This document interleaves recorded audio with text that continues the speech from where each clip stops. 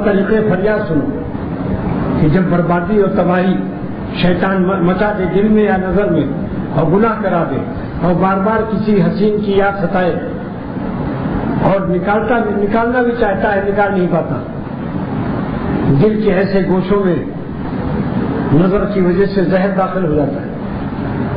اب میں کہتا ہوں کہ اس دعا کو سیکھ لو جو آپ سنا رہا ہوں۔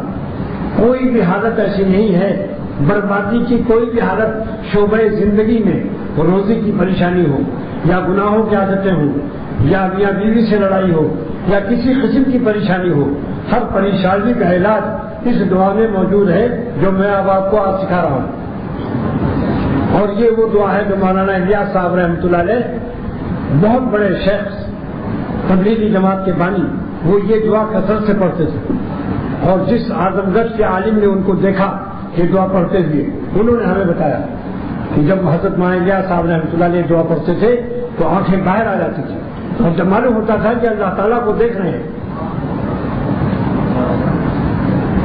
وہ کیا دعا ہے؟ اس میں اعظم بھی ہے، اس میں یا حی یا قیوم کو، اے زندہ حقیقی اور اے سنبھالنے والے۔ کیا مطلب؟ ہمارے پیر تو لڑکھڑا گئے، ہم تو گر گئے، اب گرے ہوئے کو کون سنبھالے گا؟ نشہ پلا کے گرانا تو سب کو آتا ہے، مزہ تو جب ہے کہ گرتے کو تھام لے ساتھی۔ نشہ پلا کے گرانا تو سب کو آتا ہے، مزہ تو جب ہے کہ گرتے کو تھام لے ساتھی۔ یا حیو، اے زندہ حقیقی جس کی برکت سے، جس کے اسلام کے صدقے میں سارے عالم کو حیات ہے، حیات کل شیء بہ معبدن، ہر چیز کی حیات اللہ کی اسلام کے صدقے میں۔ یا حیو، اس میں عظم ہے اس کے میں۔ یا قیوم، اے سنبھالنے والے۔ انشاءاللہ دونوں نام کے لیتے ہی آپ سنبھالنے لگیں گے۔ حی یا حیو نکلا، جو آپ مردے پر مرے تھے وہ زندہ حقیقی فوراً حیات، آپ اپنی حیات میں حیات پا جائیں گے۔ اور یا قیوم کی برکت سے آپ سنبھالے جائیں گے اور آپ سمجھ جائیں گے۔ قیوم مجھ سے نکلا اور سنبھالنے شروع ہوئی۔ برحمتی کا استغیث، آپ کی رحمت سے فریاد کرتا ہوں۔ میرے شیخ شاہ عبد الغنی رحمۃ اللہ علیہ فرماتے تھے کہ آپ کی عدالت میں، آپ کی بارگاہ میں، آپ کے دربار میں میں استغاثہ پیش کرتا ہوں۔ استغیث کا لفظ ہے، استغیث مانے استغاثہ پیش کرنے والا، کہ میں مستغیث ہوں، آپ کا دربار میں استغاثہ میرا داخل ہے۔ اور فرماتے تھے کس پر استغاثہ؟ ایک مدعی ہوتا ہے، ایک مدعا علیہ ہوتا ہے، ایک فریاد کرنے والا ہوتا ہے، ایک جس پر مقدمہ دائر کرتا ہے، ایک ظالم ہوتا ہے، ایک مظلوم۔ تو حضور صلی اللہ علیہ وسلم نے سکھایا کہ تمہارا استغاثہ تمہارے نفس پر ہے۔ میرا مدعے کا استغیث، آپ کی دربار رحمت میں میرا استغاثہ ہے۔ اصلح لی شانی کلہ، میری ہر بگڑی حالت کو بنا دیجیے۔ اصلح لی شانی،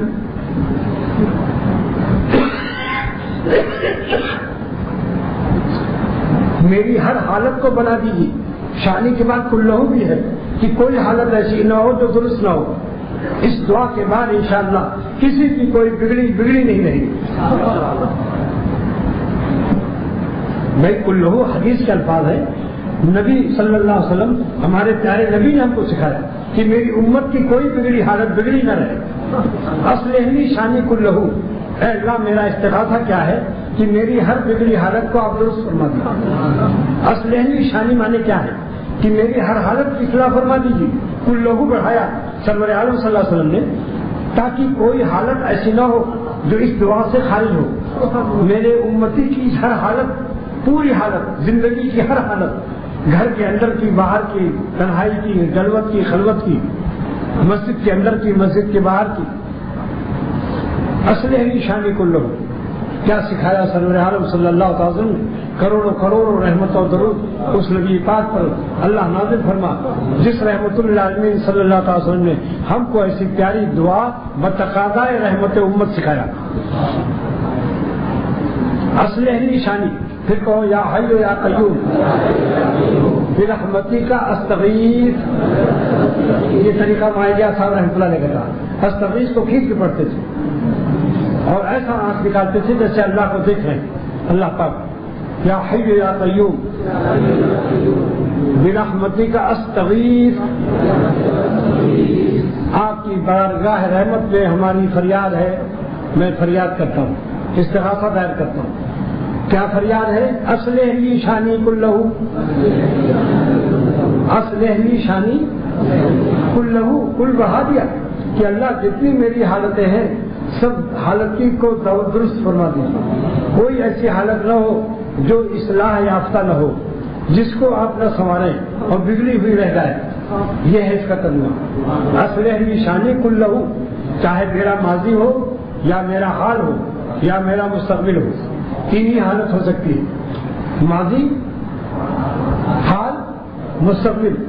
اصلح لی شانی کلہ، ہماری ماضی کی نالائقیاں، موجودہ نالائقیاں، مستقبل میں جو آپ کے علم میں مجھ سے نالائقیاں ہونے والی ہیں اور آپ جانتے ہیں، سب حالت کی میری درست کر دیجیے۔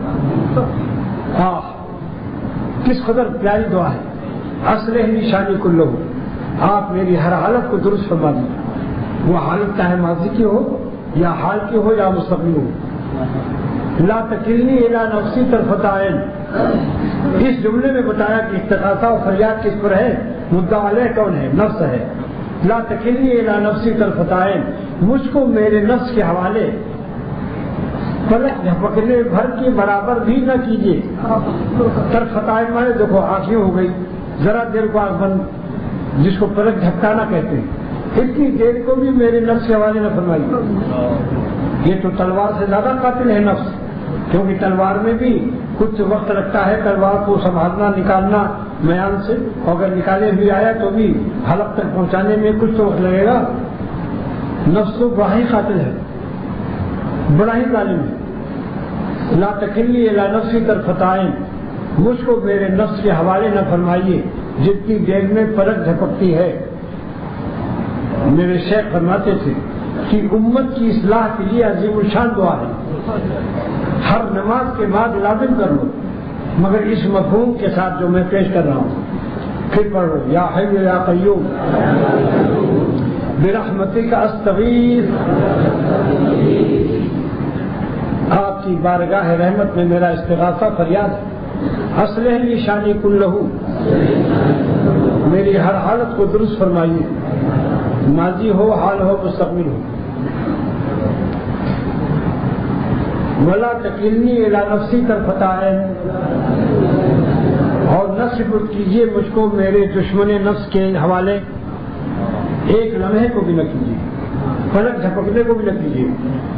پھر پڑھیے ایک دفعہ بس ختم، یا حی یا قیوم برحمتک استغیث اصلح لی شانی کلہ لا تکلنی الی نفسی طرفۃ عین، آنکھ کے جھپکنے کے برابر بھی مجھے اس نفس ظالم کے حوالے نہ فرمائیے۔ اگر کسی کو پھر بھول جائے تو خانقاہ سے رجوع کر لو، میرے احباب وہاں کوئی نہ کوئی رہتا ہے، وہ سکھا دے گا، ورنہ ایک میر صاحب رہتے ہیں جو زیادہ رہتے ہیں اور آسانی سے مل جاتے ہیں، صرف ان کا موڈ دیکھ لینا ذرا۔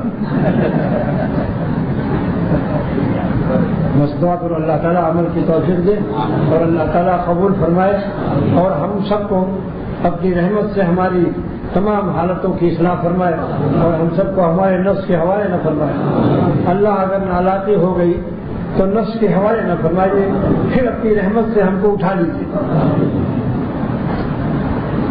پھر اپنی رحمت سے ہم کو سنبھال دیجیے، توفیق توبہ دے کر پاک کر دیجیے۔ صلی اللہ تعالیٰ علیہ خیر خلقہ وسلم۔